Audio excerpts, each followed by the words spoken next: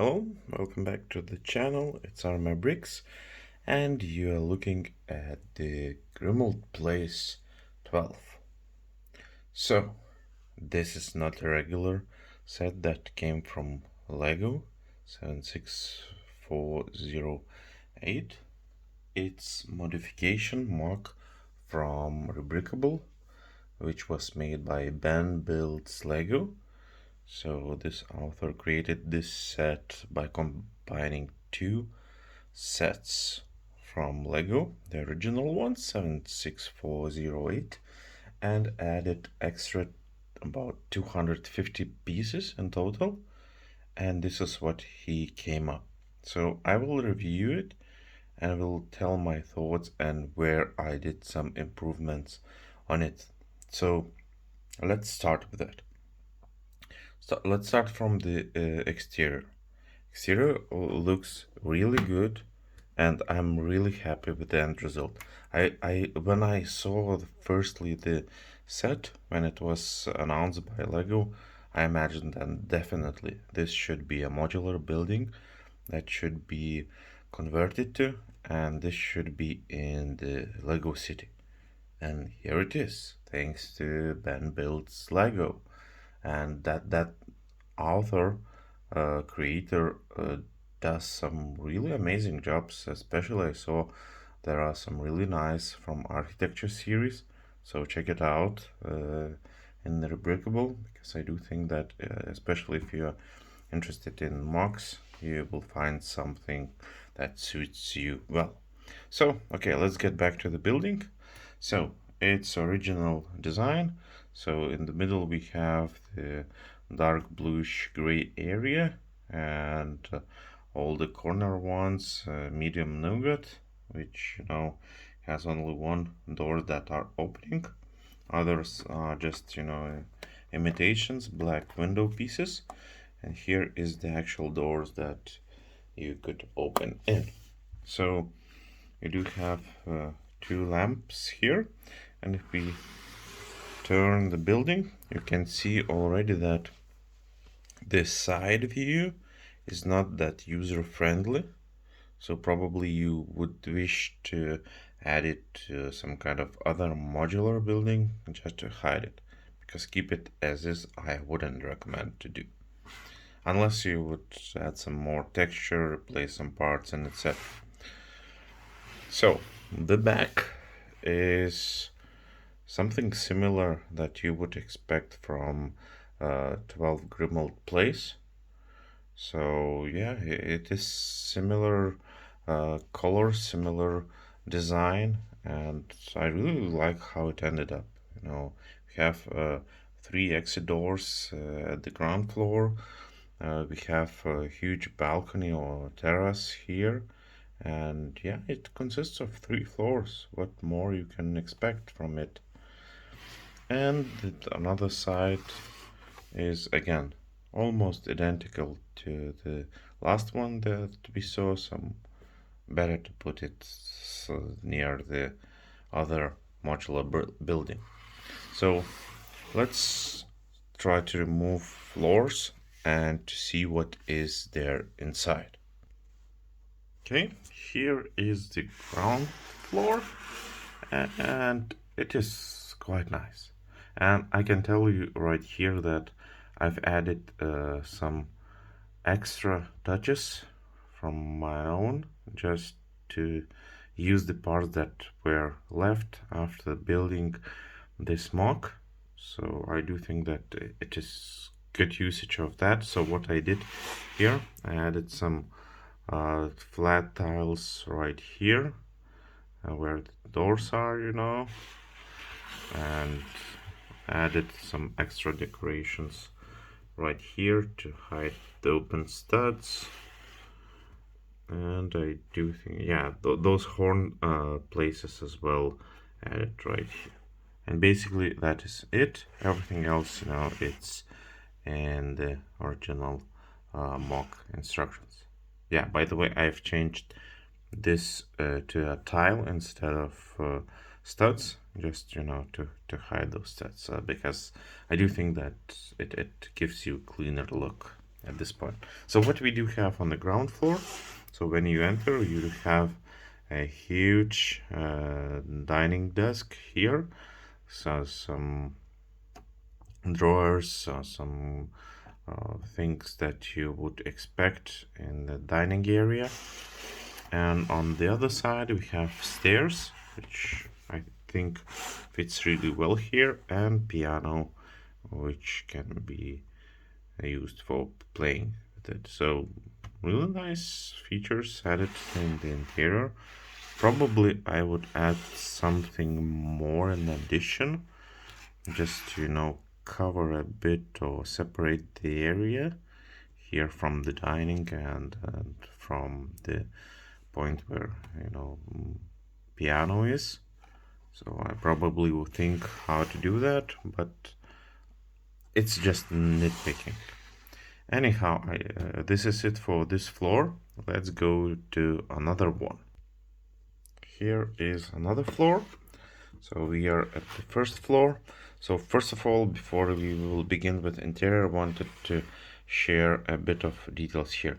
So what is the downside of the whole build is that the first floor, when it goes up on the ground floor, it is not that easy to add, because it stretches through the whole base plate, and you need to fit exactly the studs from the ground floor to the first floor, and there's quite a big tension here.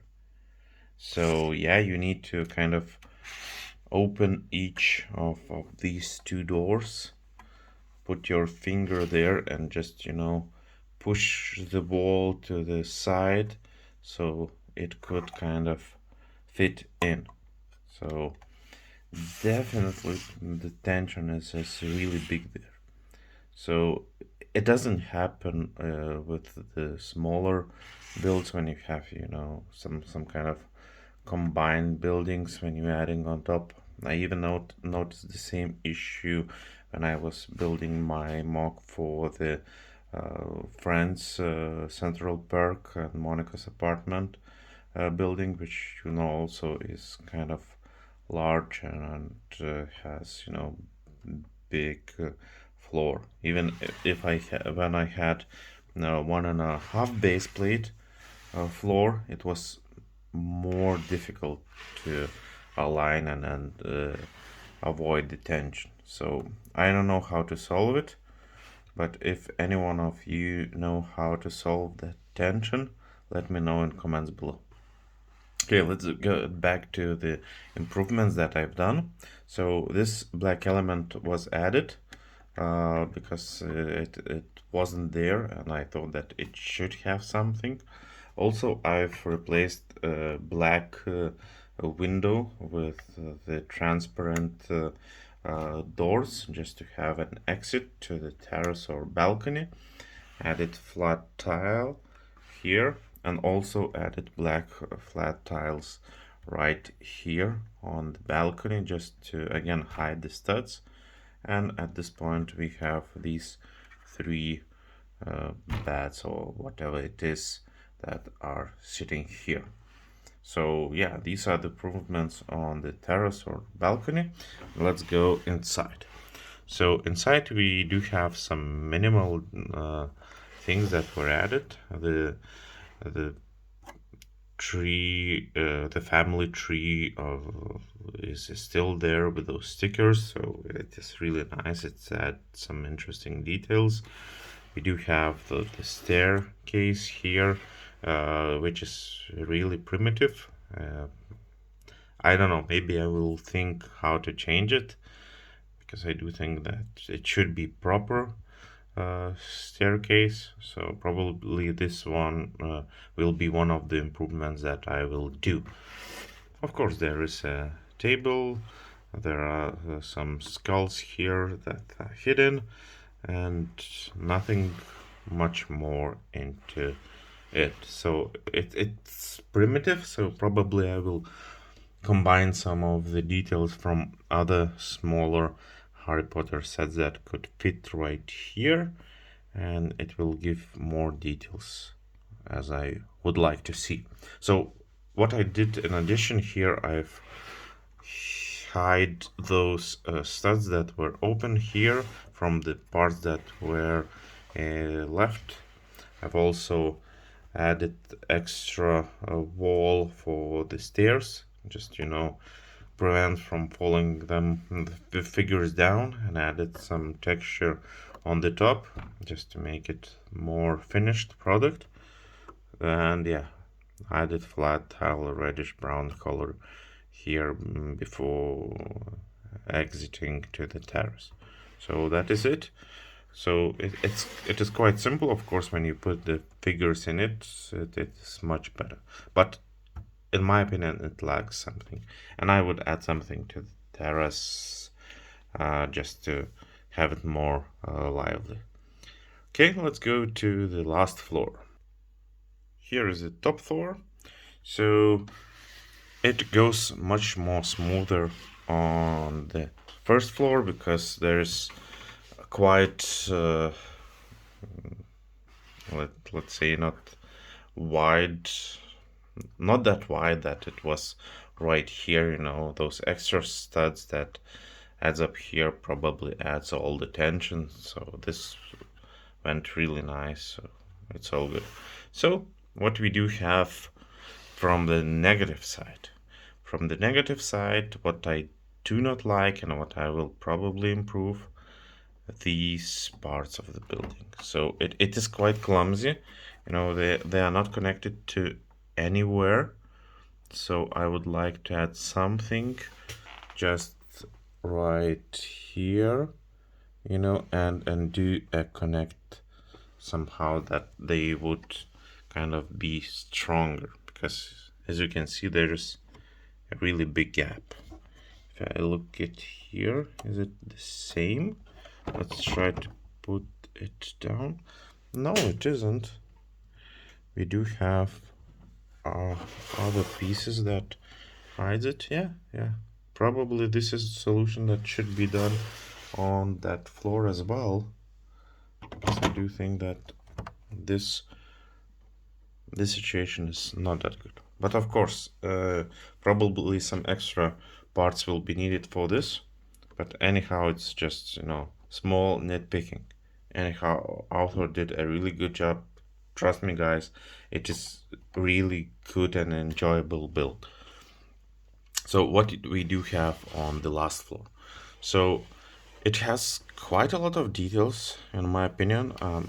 I do like this floor. So we do have the Gryffindor sign. We do have a large bed. I've added some extra flat tiles right here to represent it as carpet. We do have this area. I've added also some cups, so some diamond pieces right here, which could be acting as the lights, but it doesn't matter.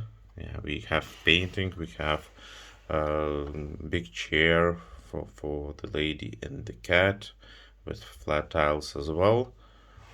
And we do have these details that were also in original Lego set.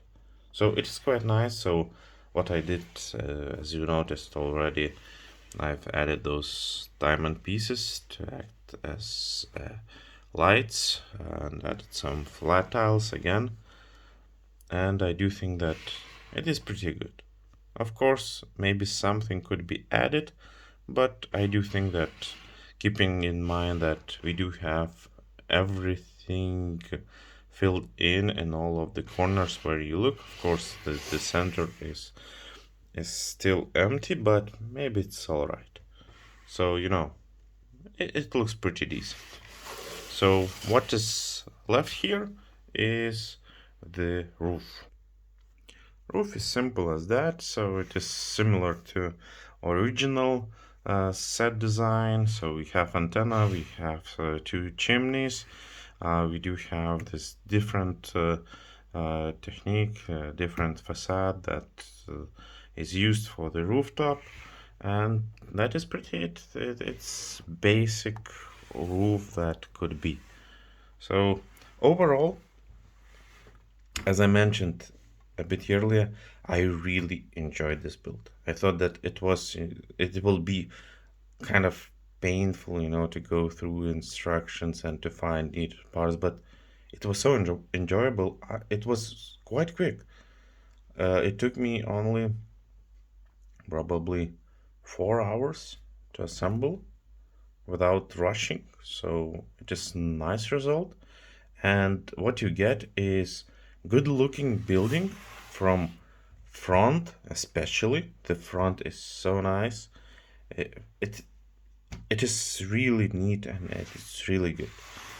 And the back is also good. You can place it in the city. Of course, I will add the tiling right here just to hide the green area. And yeah, probably some improvements that I've mentioned could be done. And that will be a perfect Grimmauld house, Grimmauld place. So if you are wondering how to put it into your city, there are no doubts. Either you can buy one set and add about 900 pieces to get this, or just buy two sets and add extra 250 pieces and you have it. Of course, if you buy two sets, you can sell the minifigures from the second set and you will lower the costs of this build. Anyhow, thank you Ben Build Design for creating this. It is exactly what I needed and just some tweaking, and this will be a really beautiful masterpiece.